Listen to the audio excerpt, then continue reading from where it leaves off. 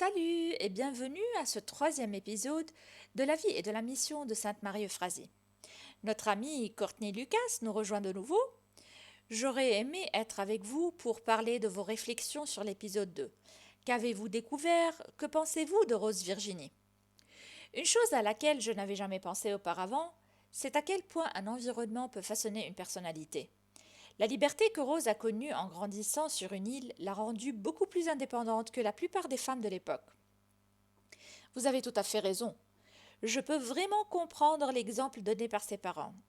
Quand j'étais enfant, probablement vers 6 ans, ma mère a décidé que notre famille accueillerait des familles de réfugiés du Cambodge, qui fuyaient un gouvernement vraiment brutal à l'époque. Les familles venaient vivre avec nous pendant un certain temps et ma mère leur apprenait l'anglais, comment faire les courses et les aidait à trouver leur propre maison. Nous n'avions pas une grande maison, mais je me souviens que ma mère me disait que quoi que l'on ait, on peut le partager avec quelqu'un d'autre. Je n'ai jamais oublié cela, et je pense même que c'est cette leçon qui m'a aidé à trouver le bon pasteur.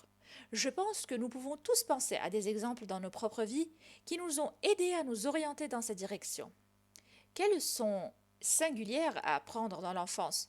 Je suis impatiente de reprendre notre histoire.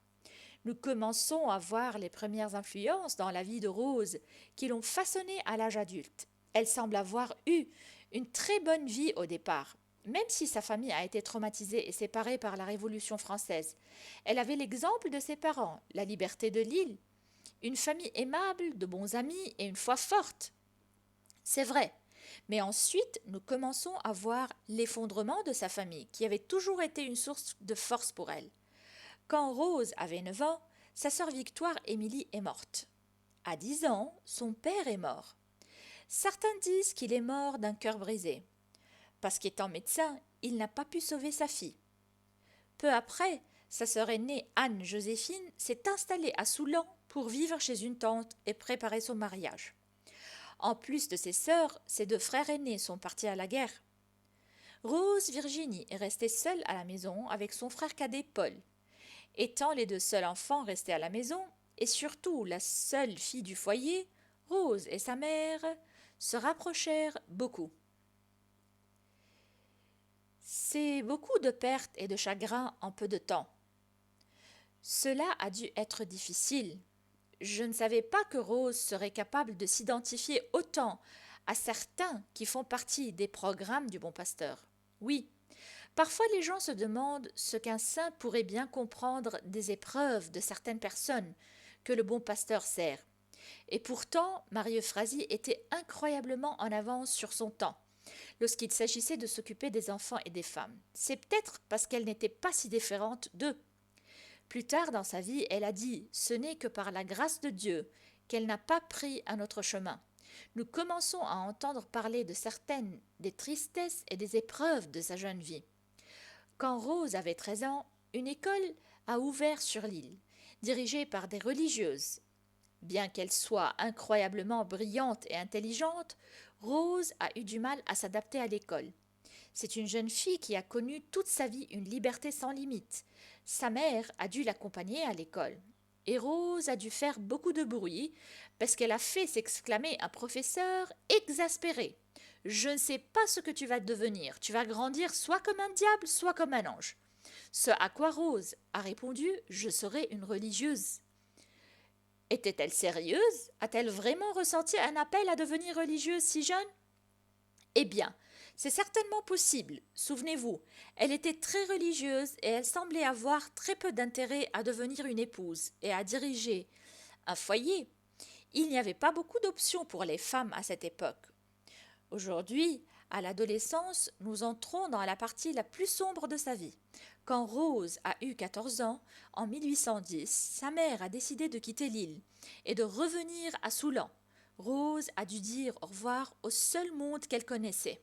Pourquoi sa mère ferait-elle cela? On ne peut pas la blâmer. Noirmoutier n'a jamais été sa maison. C'était un lieu d'emprisonnement. Avec le départ de son mari et de la plupart de ses enfants, il n'est pas surprenant qu'elle ait voulu retourner où était sa famille. Mais pour Rose, c'était comme la fin du monde. C'était le seul endroit qu'elle avait connu jusqu'alors.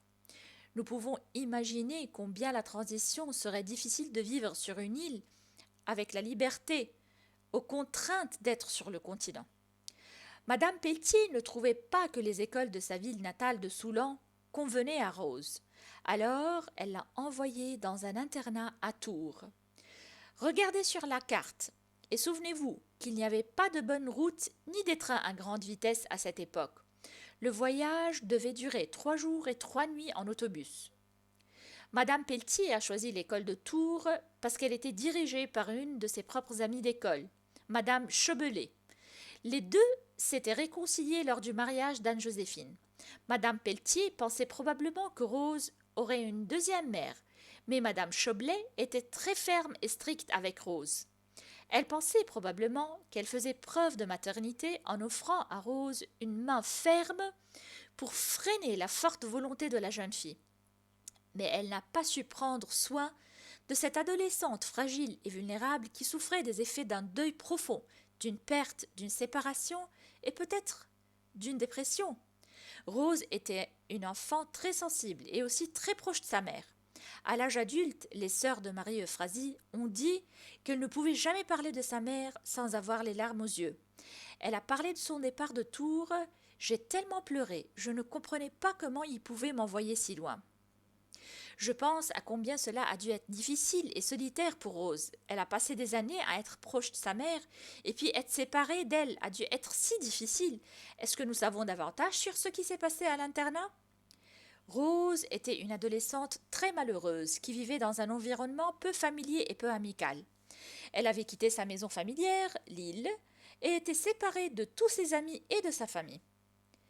Elle avait pu courir librement sur Noirmoutier, et maintenant elle se trouvait dans un environnement très fermé, où elle ne pouvait même pas quitter l'école sans permission et sans gouvernante. Elle nous raconte plus tard que les professeurs lui ont reproché beaucoup de choses, et l'ont bouleversée par des milliers de commentaires, et qu'elle a eu du mal à les accepter. Madame Chobelet était très stricte avec elle, ce à quoi elle n'était pas habituée. Mais il ne faut pas être trop dur avec Madame Chobelet, parce qu'il faut se rappeler que si elle a été amie avec Madame Pelletier, elle a été traumatisée par la Révolution française.